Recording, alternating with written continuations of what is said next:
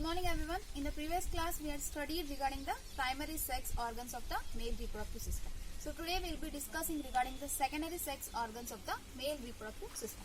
So here we had already studied the structure of the testis. Testis is a primary sex organ, right?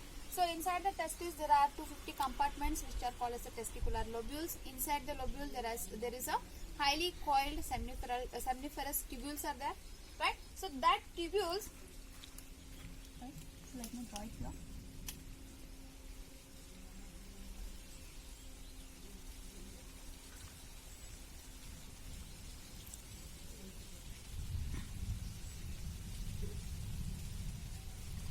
Right? So these are the testicular lobules. Inside that there is a highly coiled seminiferous tubules are there.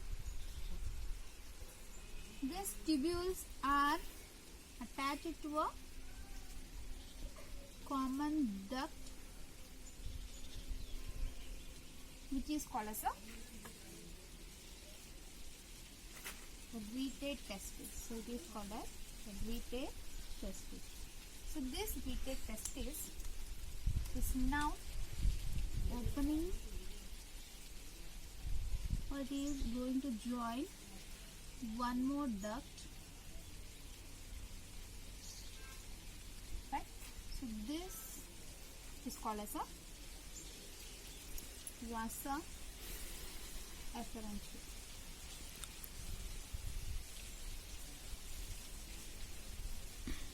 Right?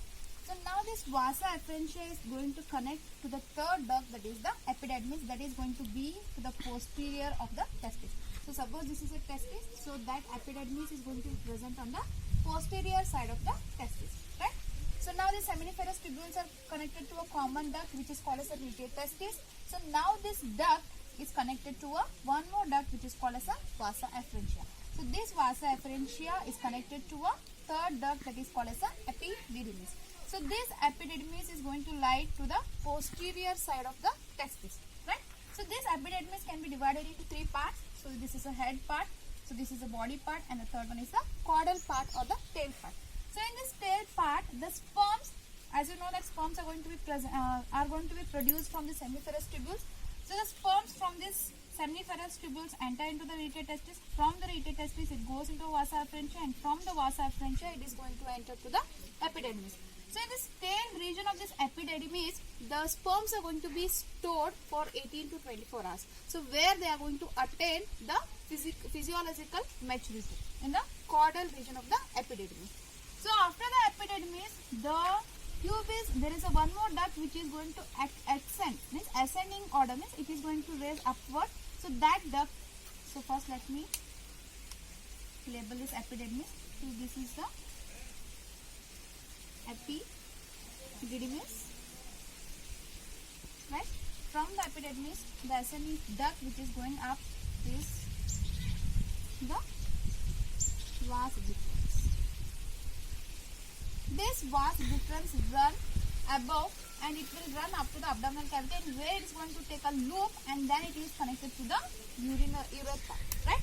So this is the urinary bladder. So where the urine is stored. So now this urine is going to pass out from this urethra. So there are two testes, and usually these two testes are not that much far away from each other. So this is, suppose this is a pouch, that is a scrotum. So they are very close together. So this is how the scrotum appears, and inside which the testes are going to lie. So they are very close to each other, but to understand them, so we have drawn it a little bit away from each other. Okay. So here what happens next? This is the urinary bladder and this is the urethra.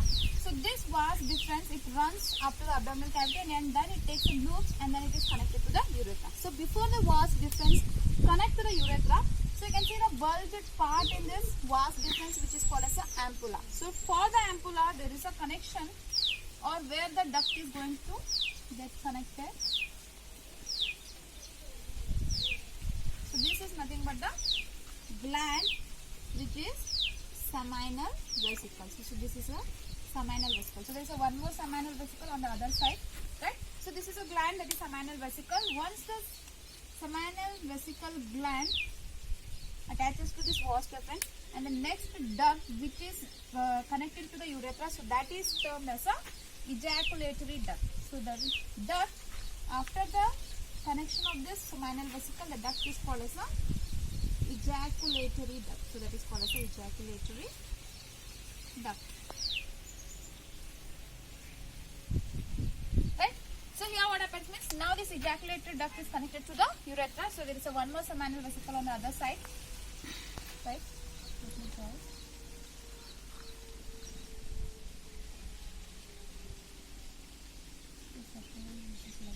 So there is a one more seminal vesicle here.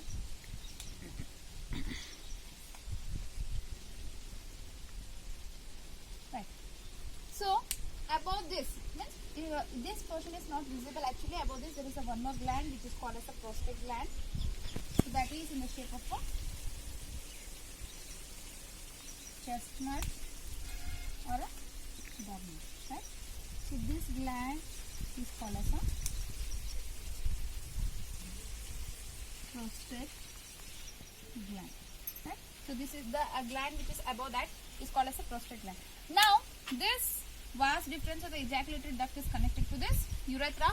So this urethra, now it is a common passage for both the urine as well as the sperm. So before that it is usually termed as a urethra, but once the ejaculatory duct is connected to the urethra, so now this urethra can be called as a urinogenital duct. So it is called as a urinogenital duct. Right? So why it is called as a urinogenital duct means it is a common passage for both the urine as well as the sperm. So that is why it is termed as a urinogenital duct. So after that there is a one more gland. So small glands are present here. So these are nothing but the bulbourethral glands. Bulbourethral glands, and this is our external genitalia, that is penis. So this penis at the end part it is little bit bulged, and that bulged part is called as a glans penis, and this is covered by a loose skin which is called as a foreskin. Right? So these are the secondary sex organs in case of the male reproductive system. So I said you that there are four accessory ducts. The first one is rete testis, second one is vasa efferentia, third is epididymis, and the fourth is the vas deferens. Right? So firstly, the sperms are formed in the seminiferous tubules which are located in the testicular lobules. The sperms from the seminiferous tubules, it enters into the rete testis. From the rete testis it goes to the vasa efferentia. From the vasa efferentia it goes to epididymis, and from the epididymis it goes to the vas deferens. So here we are studying that there are three accessory glands. The first one is a pair of seminal vesicles. So here is one seminal vesicle and here is the other. So there are a pair of seminal vesicles. After that comes the second one, that is a prostate gland. So there is a one single large prostate gland, and there are two small bulbourethral glands which are usually termed as a Cowper's gland. Right? So these are our three accessory glands, that is seminal vesicle, prostate, and the bulbourethral gland. And the last one is the external genitalia, which is a penis, and this penis, the bulged part of the penis is called as a glans penis, and it is covered by a loose skin which is called as a foreskin. So now we will see that what are the function of these ducts, glands, and the penis. Right? So the first thing is that these glands, so they are going to help in the transporting of the sperms from the seminiferous tubule to outside of the male genital, that is a male reproductive system. Then coming to the seminal vesicle. So what are the secretions of these glands means? Usually the secretion of a seminal vesicle, prostate, bulbourethral glands, all together it is termed as a seminal plasma. Okay. So here the seminal vesicle, it is a saccular glands. So they are the pair of saccular glands. So what they are going to do means they are going to secrete the prostaglandin. So this seminal vesicles, they are going to secrete the prostaglandins. Right? So what is the main function of this prostaglandins is that, so they are going to activate the sperms. Along with that, they are going to help in the contraction of the female reproductive tract. So that is the main function of the seminal vesicle secretion, that is prostaglandin. So they are going to help in the activation of the sperms as well as they are going to help in the contraction of the female reproductive tract. coming to the second one, prostate. So prostate is a single large gland which is usually chestnut or dog nut in shape. So what is the secretion of this prostate means? It is very important that it is going to secrete a bicarbonate. So what is the special function of this bicarbonate is that it is going to maintain a proper pH level, right? So usually the female reproductive tract is a little bit acidic and the sperm can't survive in the acidic medium. So to protect the sperm from the acidic medium, so they are going to secrete a bicarbonate. Along with that, they are also going to produce the lipids as well as the citric acid. Right.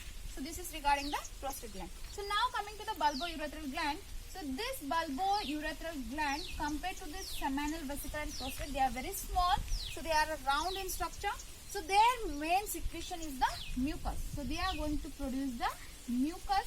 So what is the main function of this mucus means? It is going to help in the lubrication during the copulation. So these are the secretions of the various glands and their functions, right? All these secretions together, they are termed as a seminal plasma.